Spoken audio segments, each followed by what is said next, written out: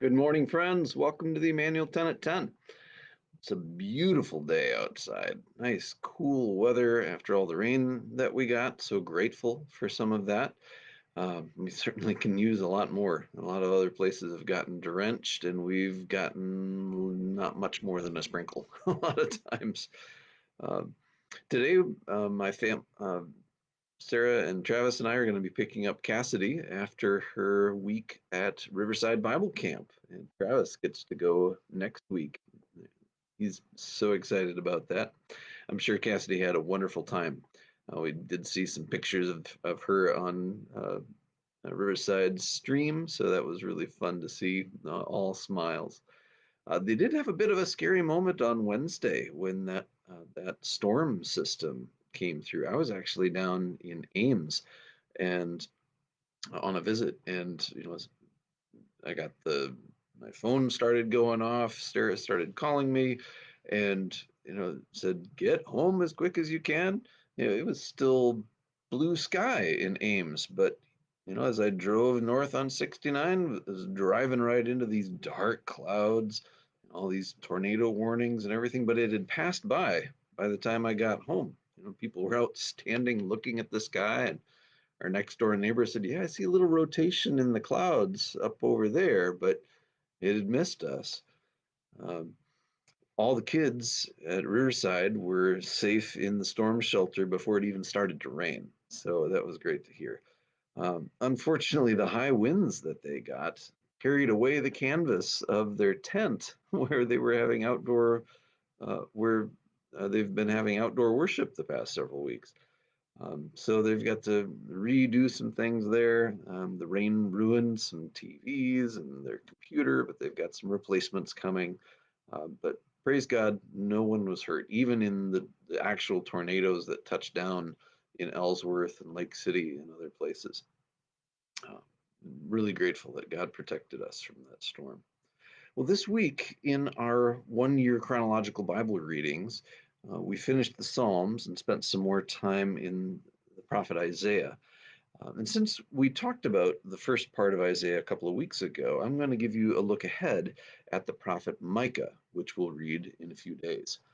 And Micah is all about a coming storm of God's wrath and judgment. Uh, Micah is one of the minor prophets, which means that it's a shorter book, just 7 chapters long, but it doesn't mean that he has any less important of a message for both his time and for ours.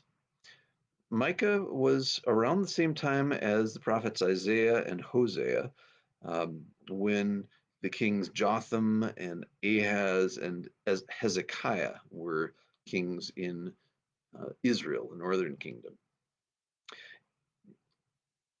Micah actually lived in Moresheth down in the southern kingdom of Judah, but God called him to speak against both Israel in the north and Judah in the south because of all the things that they were doing. It was a really dark time in their history. There was idolatry, Baal worship, child sacrifice, sorcery, and all kinds of injustice going on from the top down in Israel and Judah.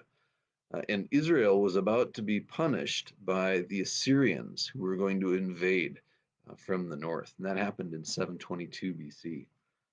Uh, Micah saw that the same horrible practices that the northern kingdom were doing were creeping down into Judah and Jerusalem in the south.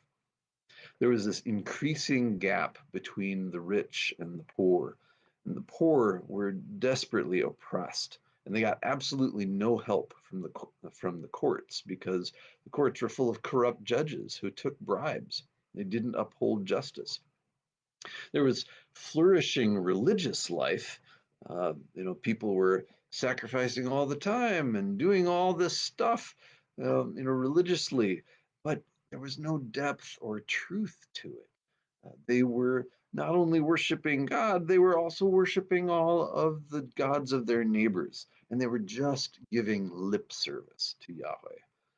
Uh, Micah confronted their hypocrisy and called them back to true faith, to justice and mercy and walking humbly with God.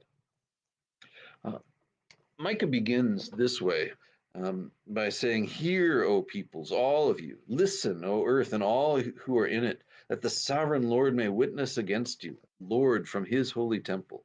Look, the Lord is coming from his dwelling place. He comes down and treads the high places of the earth. The mountains melt before him. The valleys split apart like wax before the fire, like water rushing down a slope. All this is because of Jacob's transgressions, because of the sins of the house of Israel. I will make Samaria a heap of rubble, a place for planting vineyards.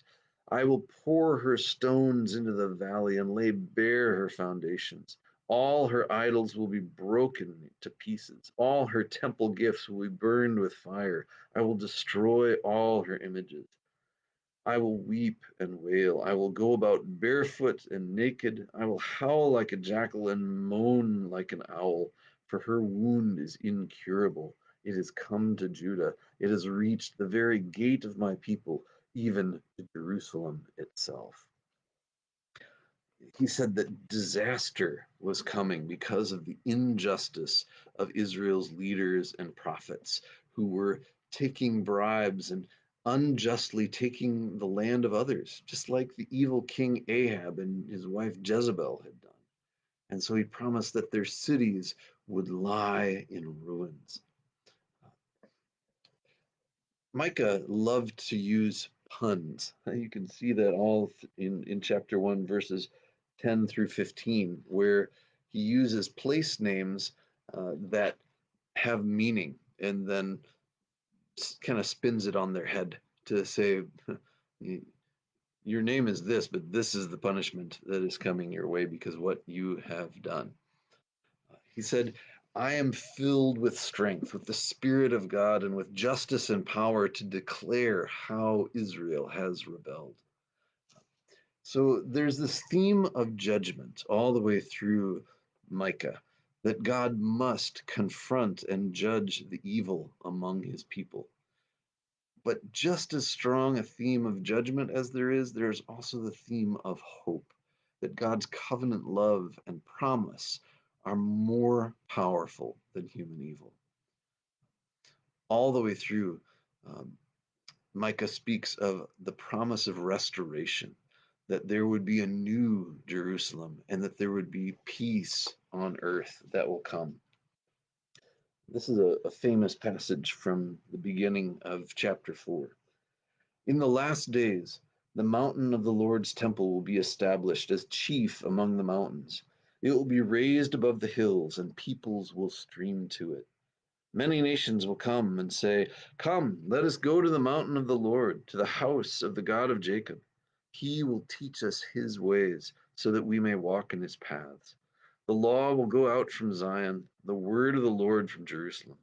He will judge between many peoples and will settle disputes for strong nations far and wide. They will beat their swords into plowshares and their spears into pruning hooks. Nation will not take up sword against nation, nor will they train for war anymore. Every person will sit under their own vine and under their own fig tree, and no one will make them afraid, for the Lord Almighty has spoken. All the nations may walk in the name of their gods. We will walk in the name of the Lord our God forever and ever. There's a beautiful sculpture in front of the United Nations building in New York City of someone beating a blacksmith, beating a plow in, um, beating swords into a plow. Isaiah or Micah has this big view of history. He jumps around from the Assyrians sweeping in to the exile that the people of Judah and Jerusalem would be taken away to exile in Babylon, and then to their return to Jerusalem many years later.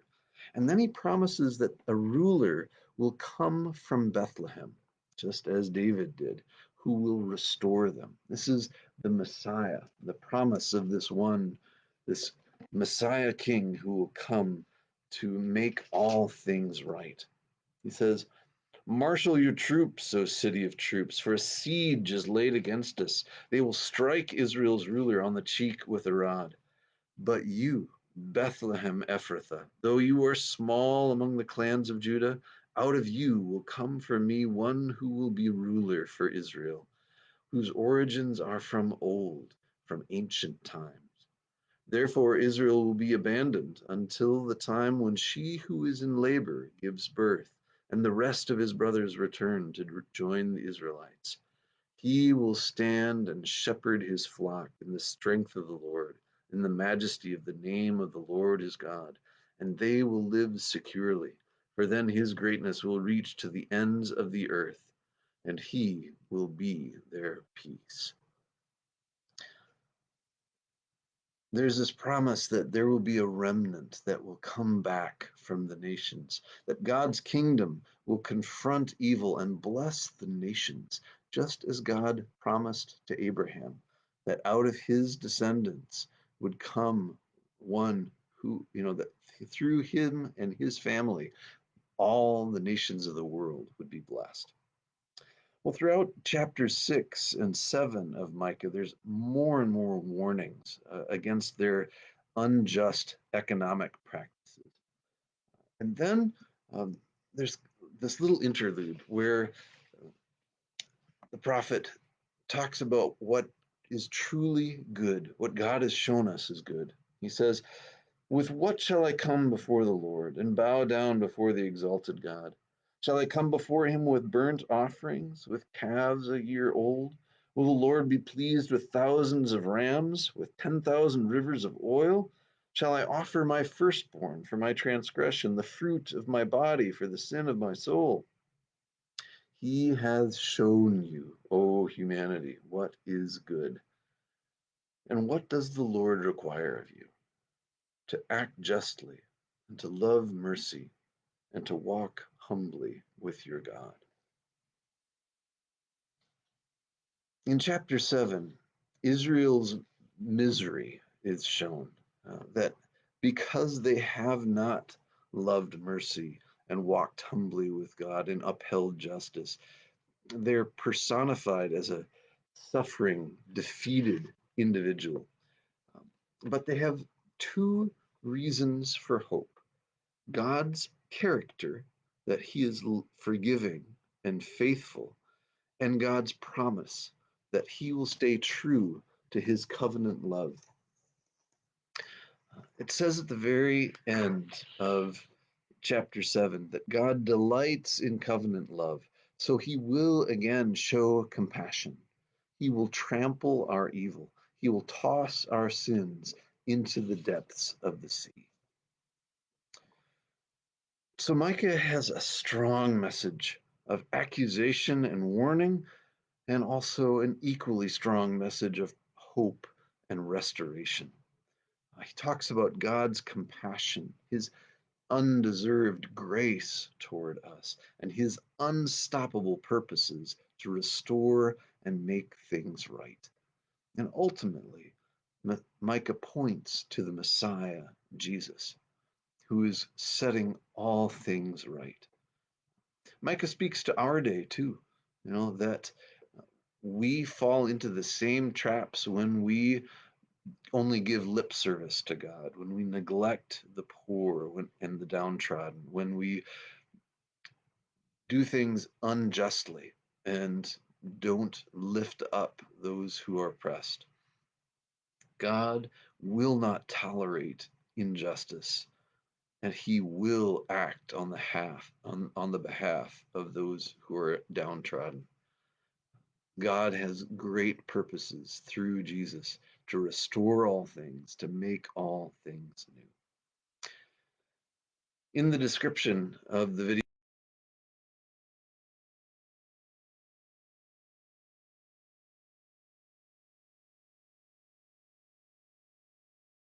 we're going to be looking at part 2 of the prophet Isaiah.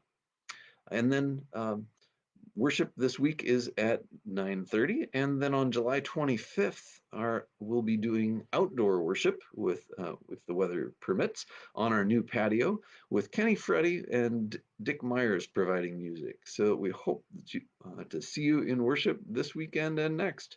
Have a great week. We'll see you soon.